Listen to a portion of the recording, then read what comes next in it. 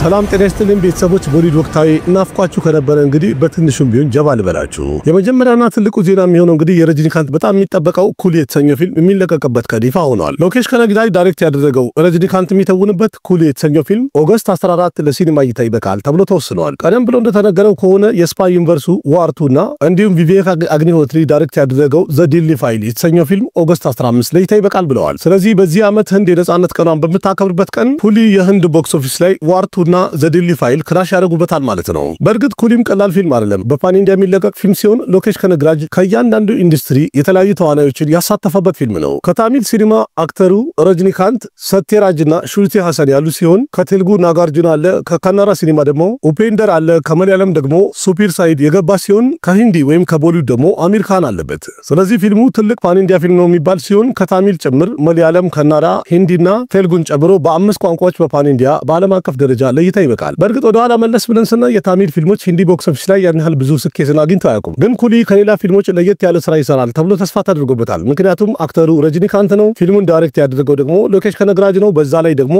አሚር ካን ረዘም ያለ ካሚዮ ይኖራል ተብሏል። ስለዚህ በሰሜኑ ቦክስ ኦገስት 15 ላይ ዋርቱና ዘ ዲሊ ፋይልን በጣም በኃይለኛው ክላሽ ያደርጋቸዋል ወይም ይጋጫቸዋል፣ ይፈትናቸዋል ተብሎ ይገመታል። የኩሊ በጣም ብዙ ፖስተሮች ቀደም ብሎ ለይታ ይበቃ ሲሆን ዋርቱ ግን እስካሁን ድረስ አንድም ፖስተር እንኳን የፊልሙ ትክክለኛ ነው ኦፊሻል ነው ብለው አላወጡለትም። እንደዛም ሆኖ ግን ፊልም ሜከሮቹ ወይም ዋይአርኤፍ ኦገስት 15 ለይታ እንደሚበቃ አረጋግጠው ተናግረዋል። እናንተስ ዋርቱ ዘ ዲሊ ፋይልና ኩሊ ክላሽ ስለማድረጋቸው ምን ትላላችሁ? የትኛውስ በድል ያሸንፋል ወይም ከፍተኛ ገቢ ያስገብቶ ያልፋል ትላላችሁ? ኮሜንት ላይ አጫውቱኝ እስቲ። ሌላኛው ዜና አክሼ ከና ማሃካሊ የሚለው ፊልም ላይ ለየት ያለ ሮል ይዞ ይጫወታል እየተባለ ነው። ማሃካሊ የፐርሻንት ቨርማ ሲኒማቲክ ዩኒቨርስ ቀጣይ ፊልም ሲሆን ሁጃ ኩርቡሉ የተባለችው ዳይሬክተር አድርጓለች ተብሏል። ዳይሬክተሯ ፑጃ ኩርቡሉ በ2023 ሱፐር ሂሮ ያለፈው ማርቲን ሉተር ኪንግ የተሰኘውን ፊልም ዳይሬክት አድርጋ ነበር። ማሃካሊ ማለት ከሃኑማን ቀጥሎ ፐርሻንት ቨርማ የሚሰራ ፊልም ሲሆን በፊልሙ ላይም ሴት ሱፐር ሂሮ ትታያለች ተብሏል። ስለዚህ ሴት ሱፐር ሂሮ ሆና የምትሰራ ተዋናይ ማን እንደምትሆን እንግዲህ በቀጣይ አብረን ምን ይሆናል እስካሁን አላረጋገጡም። ያ የፊልሙ ርዕስ ማሃካሊ እንደመሆኑ መጠን በፊልሙ ላይ የምትታየው አክትረስ የሂንዱ አማልክት የሆነችው የማሃካሊ ልዩ ኃይል ይኖራታል እንደማለት ነው። በእርግጥ በፊልሙ ላይ አክሼ ከና ምን ሆኖ ይተውናል የሚለው ነገር እርግጠኛ ሆኖ ባይናገሩም እንደኔ በፊልሙ ላይ ቪለን ሆኖ የሚተውን ይመስለኛል። ዋና ምክንያት ደግሞ ቻቫ የተሰኘ ፊልም ላይ አክሼ ከና ኦሮንዜግር ሆኖ የሚገርም ትወና ስላሳየ እዚህ ላይም ለዛ ይመረጣል ብዬ ተስፋ አደርጋለሁ። በእርግጥ በአሁኑ ሰዓት ላይ ልክ እንደ ቦቪዶል አክሼ ከናም በቪለን ሮል ምርጥ ካምባክ አድርጓል ማለት ያስደፍራል። ምክንያቱም ከቻቫ ፊልም ቀጥሎ እንደዚህ ተለቅ ያለ ሱፐር ሂሮ ሙቪ ላይ ተመራጭ ካደረገው በቀጣይ ደግሞ ሌላ ብዙ ፊልሞች ላይ ሊመረጥ ይችላል የሚለው ግምት ሰፋ ያለ ነው። ይህ ማሃካሊ የተሰኘ ፊልም ቀረጻውን እንግዲህ እስከዚህ ዓመት መጨረሻ ይጀምራል የተባለ ሲሆን ፊልሙ ለእይታ ይበቃ 2026 ነው ማለት ነው። አክሼ ኩማር፣ ሱኒል ሼቲና ፐሬሽ ራወል ሄራ ፔሪ ስሪ ለተሰኘው ፊልም አንድ አዲስ ፕሮሞ ተቀርጸዋል ተብሏል። ስለዚህ በቀጣይ ጥቂት ቀናት ውስጥ የፊልሙ ማስታወቂያ በዛው ፕሮሞ ሰርተው ያሳዩናል ብለን እንጠብቃለን። በእርግጥ ቀደም ብሎም ልክ እንደዚህ ፕሮሞ ቀርጸው አንድ ማስታወቂያ ይልቃሉ ተብሎ ሲጠበቅ ነበረ። በፊልም ሜከሮቹ መሃል እርስ በርስ በተፈጠረ አለመግባባት ያ ሁሉ ነገር ካንስል ተደርጎ ነበር። በዛ ሰዓት እንደተነገረው ከሆነ ሄራ ፔሪ ስሪን ፍርሃት ሳምቢ የተባለው ዳይሬክተር ዳይሬክት ያደርጋል ተብሎ ነበረ። አሁን ግን የሄራ ፔሪ የመጀመሪያ ክፍል ዳይሬክተር የሆነው ፕሪያደርሸን ዳይሬክት ያደርገዋል ተብሏል። ፕሪያደርሸን በአሁኑ ሰዓት ላይ ከአክሼ ኩማር ጋር ቡት መንግላ የተሰኘውን ፊልም ዳይሬክት እያደረገ ነው ያለው። ልክ የሱን ጠቅላላ ቀረጻ ከጨረሰ በኋላ ፕሪያደርሸን ዳይሬክተሩ የሄራ ፔሪ ስሪ ታሪክን ማዘጋጀት ይጀምራል ተብሏል። እንደኔ በዚህ ፕሮሞ በቃ የሄራ ፔሪ ስሪ ቀረጻው ተጀምሯል ወይም ደግሞ ስለ ፊልሙ በቂ አናውንስመንት ያደርጋሉ ብዬ ተስፋ አደርጋለሁ። ስለዚህ አንዳንድ የወጡ መረጃዎች እንደሚያሳዩት ቀረጻውን እስከዚህ ዓመት መጨረሻ ድረስ ይጀምራል የተባለ ሲሆን ካለቀ እንግዲህ ፊልሙ ምናልባት 2026 መጨረሻ ድረስ እናየዋለን ብዬ ተስፋ አደርጋለሁ። ግን መጀመሪያ ዋናው ትልቁ ነገር ይህ ፕሮሞ መቼ ነው አናውንስ የሚደረገው፣ ፊልሙ ውስጥ ወደ ቀረጻ ገባን የሚሉበት ቀን ደግሞ እንደናፈቀን ነው። የቦሊውዱ ታዋቂ አክተር ሰንጀይ ሊላ በንሳሊ ላቬንድዋር የሚል ፊልም በቀጣይ እየሰራ ነው ያለው። ይህንን ፊልም በፓን ኢንዲያ ለመልቀቅ ፕላን እያደረገ ነው ተብሏል። ይህ ላቬንድዋር የተሰኘው ፊልም አንድ ፕሮዳክሽን ድራማ ፊልም ሲሆን በፊልሙ ላይም ረንቢር ካፑር፣ ቪኪ ኮሻልና አሊያ ባት መሪ ተዋናይ ሆነው የተውሩበታል የተባለ ፊልም ነው። የቪኪ ኮሸል ቻቫም ሆነ የረንቢር ካፑር አኒማል የተሰኘው ፊልም በሳውዝ ጥሩ ገንዘብ መሰብሰብ ችሎ ነበረ። ስለዚህ ዳይሬክተሩ ሰንጀይ ሊላ በንሳሊ ላቬንድዋር የተሰኘውን ፊልም በታሚልና በቴልጉም ዳብ አድርጎ ለመልቀቅ እንዳሰበ ተነግረዋል። በእርግጥ በአሁኑ ሰዓት ላይ ጊዜው አጠቃላይ የፓን ኢንዲያ ነው። ሰንጀይ ሊላ በንሳሊ ለምን ወደ ኋላ ይቀራል? እሱም ፊልሙን በፓን ኢንዲያ መልቀቅ ግድ ይለዋል። በአሁኑ ሰዓት ላይ ላቬንድዋር የተሰኘው ፊልም ቀረጻው ተጣጥፎ እየቀጠለ ያለ ሲሆን እስከዚህ ዓመት መጨረሻ ድረስ ቀረጻውን ይጨርሳል ተብሏል። ቀደም ብለውም ቀኑን እንደገለጹት ከሆነ ሁሉ ጣጣውን ከጨረሰ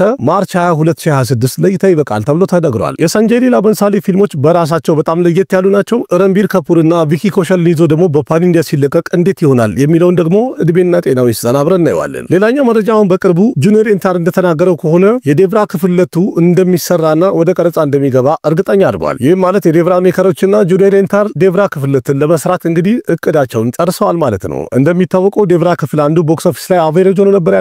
ምክንያቱም ደግሞ ታሪኩ በጣም ደካማ ነው ተብሎ ተወቅሶበታል። የመጀመሪያው ክፍል ያን ያህል ትልቅ ስኬትን ስላላገኘ ሁለተኛ ክፍል አይሰራም እየተባለ ነበረ። ግን የመጀመሪያው ክፍል አስተላለቅ ላይ እንደሚታወቀው ወርዳ ዴቭራን ለምን ገደለው የሚል ሰስፔንስ አስቀምጦ ነበረ። ስለዚህ ይሄንን ሰስፔንስ ለመጨረስ ሁለተኛው ክፍል እንደሚሰሩ የተናገሩ ነው ያሉት። በእርግጥ እቺ ሰስፔንሷ ባሁበሊ ላይ ሰርታ ነበረ። እውነቱን እኒ ከተባለ ግን ዴቭራ ላይ የተፈጠረው ወይም ደግሞ ወርዳ ዴቭራን ለምን እንደገደለ ተመልካቹ ማወቅ የሚፈልግ አይመስልም። ጁኒየር ኤንታር በዛው ቀጥሎ እንደተናገረው ከሆነ በቀጣይ የሚሰራቸውን 4 ፊልሞችን ይፋ አድርጓል። በመጀመሪያ ለእይታ የሚበቃው እንግዲህ ዋርቱ ነው የጁኒየር ኤንታር። በመቀጠል ደግሞ ድራገን የሚል ፊልም ከቻንት ኒል ጋር ይሰራል። ከዛ በመቀጠል ዴቭራ ክፍል 2 ይሰራል። እሱን ከጨረሰ በኋላ ኔልሰን ቪንኩማር ዳይሬክት የሚያደርገው አንድ ፊልም እንደሚሰራ አናውንስ አድርጓል። እኔ እንኳን ዋርቱና ድራገንን በጣም እጠብቃቸዋለሁ። ከዛ በመቀጠል ደግሞ ያሉ ፊልሞች ምን ይመስላሉ የሚለውን እድሜና ጤና ይስጠን ስንደርስ እናያቸዋለን። የደኑሽ በቀጣይ የሚወጣው የተሰኘው ፊልም የሚለቀቅበትን ቀን ይፋ አድርገዋል። ፊልሙ በእርግጥ ጣጣውን ጨርሶ በዚህ ወር አፕሪል 10 ይወጣል ተብሎ ነበረ። ቀረጻው በጣም ስለተንጓተተና ገና ስለሆነ የፊልሙ የሚወጣበት ቀን እንደተራዘመ ተናግረው ነበረ።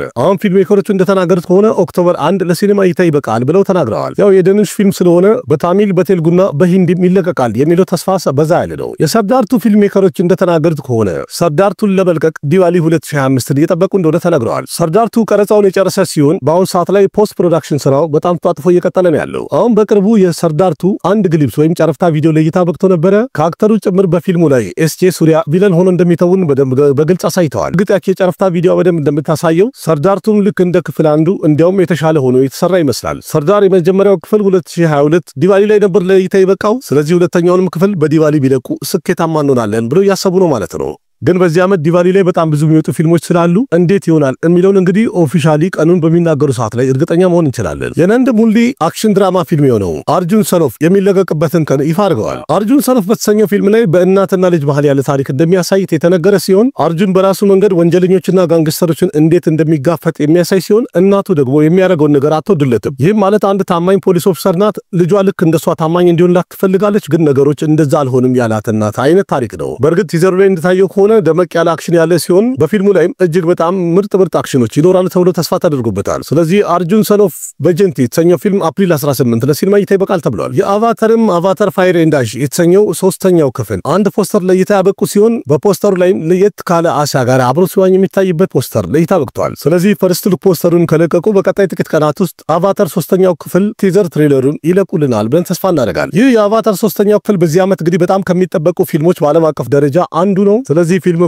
ቀደም ብሎ እንደገለጹት ከሆነ ዲሴምበር 19 ለሲኒማ እይታ ይበቃል ብለው ተናግረዋል። በእርግጥ በ2022 ለእይታ ይበቃው አቫታር ዘ ዌይ ኦፍ ዋተር የተሰኘው ፊልም ታሪኩ ያን ያህል ደካማ ነው የተባለ ሲሆን ወይም እንደተጠበቀው አልሆነም ቀዝቀዝ ብሏል የተባለ ቢሆንም እንደዛም ሆኖ ግን በዓለም አቀፍ ደረጃ ቦክስ ኦፊስ ላይ $2 ቢሊዮን በላይ መሰብሰብ መቻሉ አስገራሚ አድርጎት ነበር። ስለዚህ በዚህ ዓመት ለእይታ የሚበቃው እንግዲህ 3ኛው ክፍል ታሪኩ እንዴት ይሆናል፣ በዓለም አቀፍ ደረጃስ ቦክስ ኦፊስ ላይ ምን ያህል ይሰበስባል የሚለውን እንግዲህ አብረን እናያለን። በጅረንጊ ባይጃን የተሰኘው ፊልም 2ኛ ክፍል ሊሰራለት ነው የሚለው ዜና አሁንም በጣም ተጣጥፎ እየተነገረ ነው ያለው። አሁን እንደተነገረው ከሆነ ፊልም ሜከሮቹ 2ኛው ክፍልን ለመስራት ታሪክ እያዘጋጁ ነው ተብሏል። በእርግጥ በጅረንጊ ባይጃን የተሰኘው ፊልም 2ኛ ክፍል ይሰራልታል ከተባለ በጣም የቆየ ቢሆንም እስካሁን ድረስ ወደ ቀረጻም አልተገባም ወይም በዛው ቀጥሏል አልተባለም። ወሬ ብቻ ሆኖ ነበር ያለፈው። አሁን በቅርቡም ሰልማን ካን ሲጠይቅ በጅረንጊ ባይጃን ክፍል 2ን ለመስራት በጣም ብዙ ጊዜ ይቀረናል ገና ነን ብሎ ነበር። አሁን በወጣ መረጃ ግን እንደተነገረው ከሆነ የበጅረንጊ ባይጃን ዳይሬክተርና እንዲሁም ታሪኩን ጸሐፊውን ቪጀንደር ፈርሳትን እንዳገኛቸው ተነግሯል። እንደዛም ሆኖ ግን አሁን እየተነጋገሩ ያሉት በጅረንጊ ባይጃን ክፍል 2 ነው ወይስ ደግሞ ሌላ ታሪክ ነው የሚለው ምንም የተረጋገጠ ነገር የለው። ይህ ዜና እንግዲህ ሶሻል ሚዲያ ላይ ሁሉም በጅረንጊ ባይጃን ክፍል 2 ነው እያለ እያወራበት ነው። እንደኔ